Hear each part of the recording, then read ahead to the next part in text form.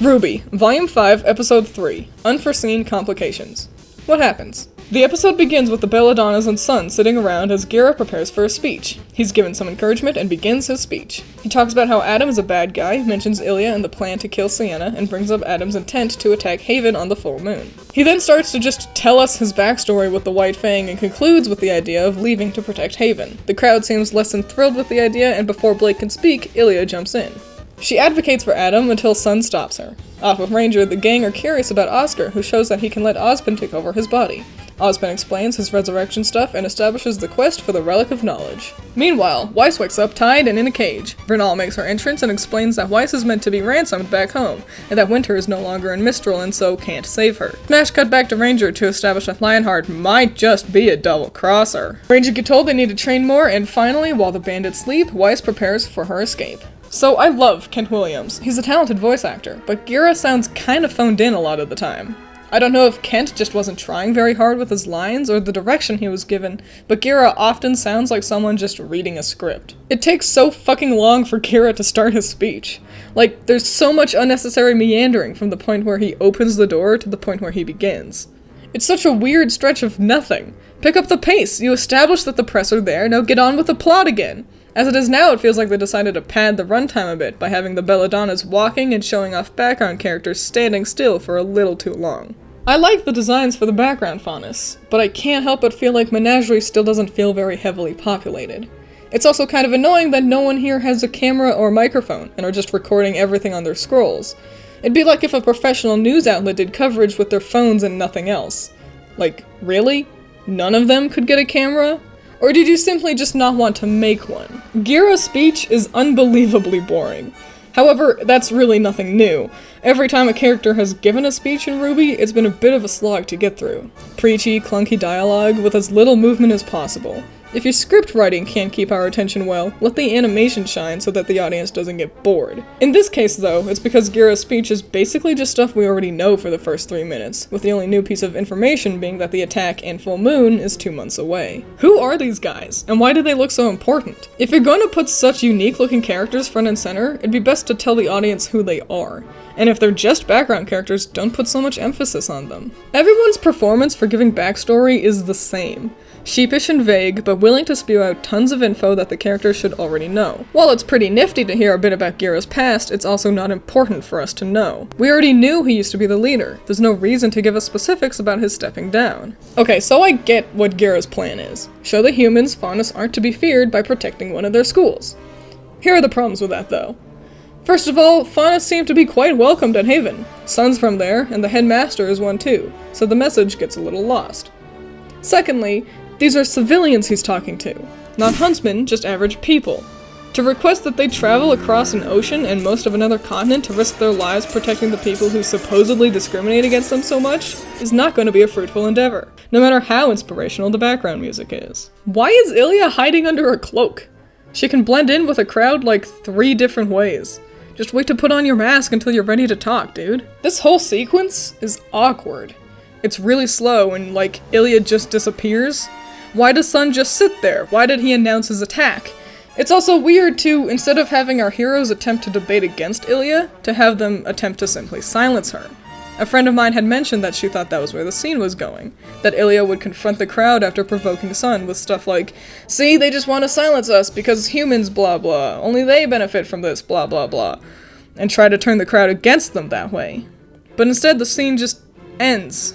Ilya's outburst doesn't seem to have any effect on the crowd or the plot. And on top of all of this, why is Blake so inactive for this episode?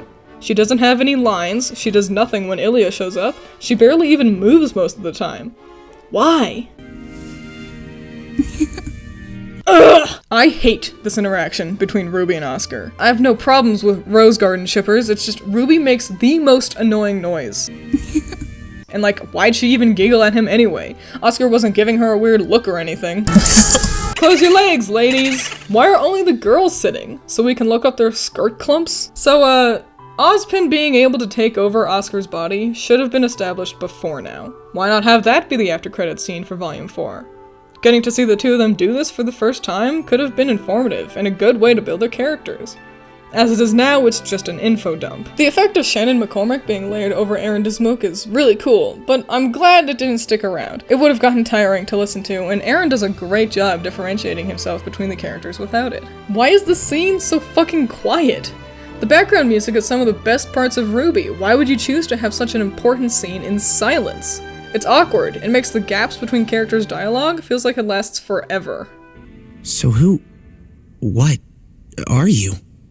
Ozpin does a real good job not answering Jean here. Ozpin's reincarnation stuff is really intriguing. I'm excited to learn more about it and glad we're not being dumped all the lore all at once. However, if you're gonna have a character ask a question like this, it'd be appreciated to get some kind of real answer. Otherwise, don't include the question into your script. Why the Relic of Knowledge? Why not a different one? Does Oz know that one's been targeted by Salem? I hate Vernal. First of all, it should be pronounced Vernal, not Vernal. Vern is the root word, and the syllable that should be emphasized. But why should I expect the writers to actually do any research for the show? Secondly, her design is the stupidest thing I've ever seen. The short hair is fine, what I don't like is her stupid-ass outfit. One glove is way longer than the other. She's rolled up only one side of her pants to make the dumbest pair of half shorts ever. The lopsided nature of it all just screams trying too hard, and I don't know whether to put that on the character or whoever designed her. I also don't understand why she doesn't have any spring color on her. I mean, she's not the maiden, but if she's meant to be a red herring for one, why not put some green or something on her? She's just reds and browns, colors we've been taught to attribute to the Fall Maiden. The only splash of color on her is her eyes, but they're gray-blue, the most winter color one could think of next to pure white. They've established that color is very important in this world, to the point that everyone is named after and represented by a specific color. So why not have what we're supposed to believe is the Spring Maiden wear spring colors? Smug, overdramatic. She's joined the horde of overacting villains who's one-dimensionally bad, with no motives beyond, I want power, or I love being evil. Did Weiss tell Winter she was going to Mistral? If she did, then Winter would still have cause to worry when she didn't get a phone call from Weiss in a reasonable amount of time. If not, then even if Winter was still in Mistral, she'd never realize Weiss never made it, because she didn't know Weiss was on the move. Just because Winter's not in Mistral, doesn't mean she wouldn't notice her sister's gone missing. More paint-by-the-numbers evil villains, complete with laughing too hard at the hero for not knowing better. You could at least try to write something original for your show, rather than just fill it with tropes and cliches forever. Ugh! I thought we were back in Volume 4 again with that ridiculous tone shift. Luckily, this is the worst of the horrid transitions that plagued the last volume. But fuck dude, this one was bad. And what's worse, it feels deliberate. I think they were going for a joke. Weiss is in trouble. This is perfect! But it really doesn't work.